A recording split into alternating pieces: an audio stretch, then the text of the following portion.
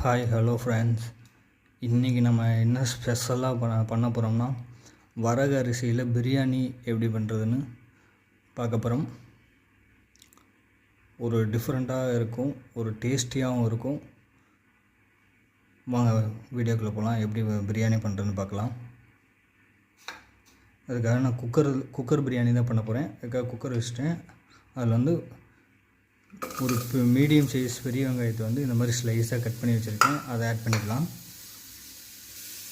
வெங்காயம் ஆட் பண்ணிவிட்டு அது கூடவே பார்த்திங்கன்னா பட்டை, கிராம்பு, ஏலக்காய், கடல் பாசி, பிரிஞ்சி லீஃப்,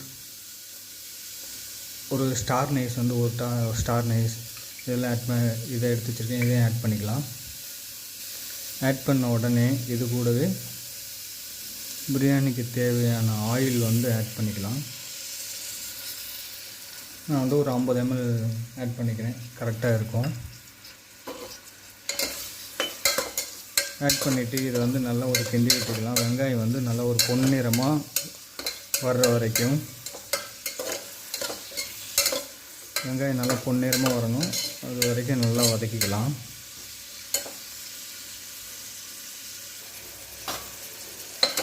பாருங்கள், வெங்காயம் வந்து செவந்து பொன்னிறமாக வந்துருச்சு. இப்போது இந்த டைமில் இது கூட வந்து நான் காய்கறி வந்து ஆட் பண்ணிக்கிறேன். காய்கறி வந்து நல்லாயிருக்கும் இது கூட ஆட் பண்ணால். கேரட்டு, பீன்ஸு, உருளைக்கிழங்கு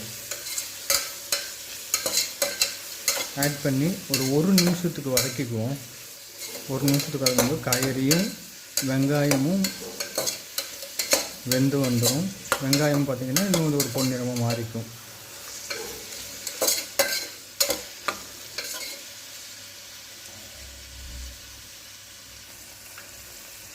பாருங்கள், ஒரு நிமிஷம் ஆயிடுச்சு. இப்போ இந்த டைமில் ஒரு அரை டேபிள் ஸ்பூனுக்கு சில்லி பவுடர் வந்து ஆட் பண்ணிக்கலாம். இது வந்து ரெட் சில்லி பவுடர். இது வந்து காரம் கொடுக்காது, பிரியாணிக்கு நல்ல ஒரு கலர் ஃப்ளேவர் கொடுக்கும். உங்கள்கிட்ட நார்மல் மிளகாய்த்தூள் தான் இருந்துச்சுன்னா ஒரு 1/4 டேபிள் ஸ்பூனுக்கு கொஞ்சம் அதிகமாக ஆட் பண்ணிக்கோங்க. ஒரு கிண்டி விட்ட உடனே ஒரு 1/4 டேபிள் ஸ்பூனுக்கு இஞ்சி பூண்டு பேஸ்ட் வந்து நான் ஃப்ரெஷ்ஷாக 50 இஞ்சி 50 பூண்டுங்கிற ரேஷியோவில் அரைச்சி எடுத்து வச்சுருக்கேன். அதையும் வந்து ஆட் பண்ணிக்கலாம்.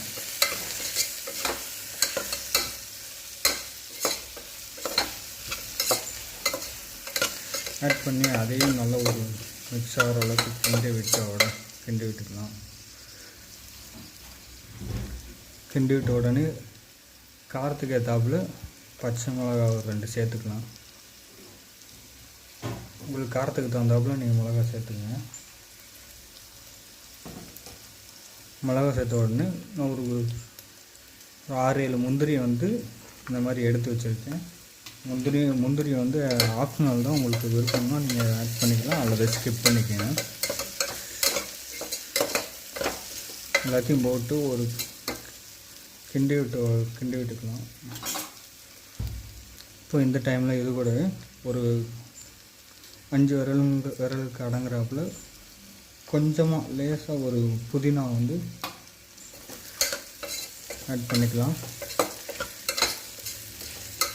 பாருங்கள், இதை நல்லா ஒரு கிண்டி விட்ட உடனே இது கூடவே மல்லியும் அதே ரேஷியோவில் சேர்த்துக்கலாம்.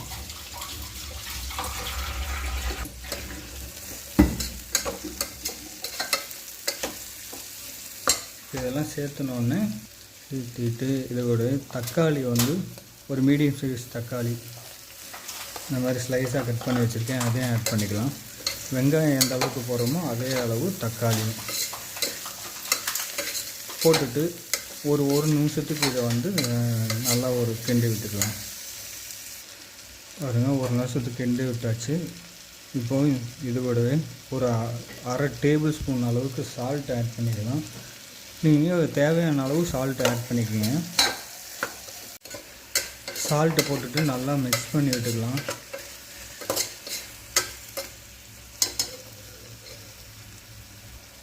பாருங்கள் சால்ட்டு மிக்ஸ் பண்ண விட்ட உடனே இந்த டைமில் நம்ம ரைஸுக்கு தேவையான தண்ணி நான் வந்து 1.5 கிளாஸ் எடுத்திருக்கேன். அதே அப்படியே டபுளாக நம்ம வந்து 3ஆக ஊற்றணும். அது மாதிரி உங்களுக்கு தேவையான அளவு நீங்கள் வந்து தண்ணி ஆட் பண்ணிக்கிங்க. பாருங்கள் தண்ணி ஆட் பண்ணிவிட்டு தண்ணி தேவையான சேர்த்துட்டு நல்லா ஒரு கலந்து விட்டுட்டு ஹை ஃப்ளேமில் வச்சு ஒரு கொதி வர விட்டுக்கலாம். கொதி வர வரைக்கும் வெயிட் பண்ணலாம் மக்களே.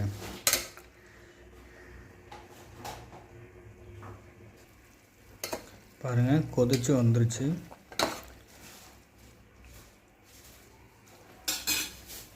நல்ல ஒரு ஃப்ளேவர் ஸ்மெல்லு சூப்பராக வருது. இப்போ இந்த டைமில் வந்து நம்ம அரிசி வந்து நான் எடுத்து கழுவி வச்சுருக்கேன். இதை வந்து ஆட் பண்ணிக்கலாம். பாருங்கள் அரிசி ஆட் பண்ணிவிட்டு அதை இந்த மாதிரி போட்டு லைட்டாக டிப் பண்ணி விட்டால் போதும். அதை போட்டு அந்த பக்கம் இந்த பக்கம் ஒன்று கிண்டக்கூடாது.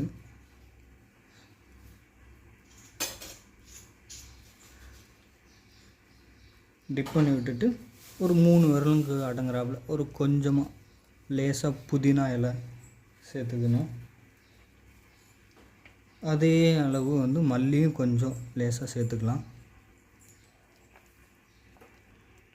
மல்லி புதினாவும் சேர்த்துட்டு நெய் வந்து ஒரு 1/2 டேபிள் ஸ்பூனுக்கு வந்து மேலாப்பில் லேசாக அப்படியே பரவலாக வர்ற மாதிரி நல்லா சேர்த்துக்கலாம். இது வந்து ஆப்ஷனல் தான், உங்களுக்கு பிடிச்சா சேர்த்துக்கலாம் அல்லது வேண்டாம்னா ஸ்கிப் பண்ணிக்கோங்க.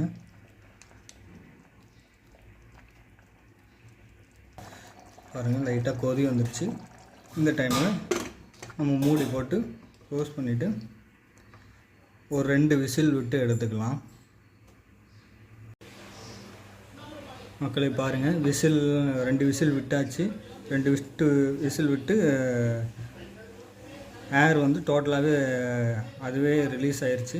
இப்போ நம்ம வந்து திறந்து பார்க்கலாம் என்ன ஸ்டேட்டஸில் இருக்குன்னு.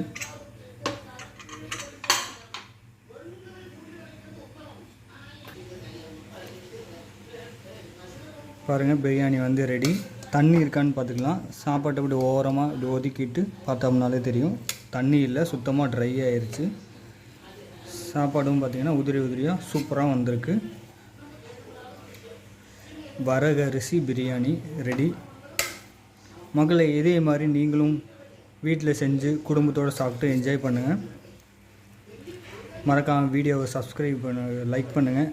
சேனலை வந்து சப்ஸ்கிரைப் பண்ணுங்கள், ஷேர் பண்ணுங்கள். மக்களே நீங்கள் ஷேர் பண்ணிங்கன்னா எனக்கு ஒரு மோட்டிவேஷனாக இருக்கும்.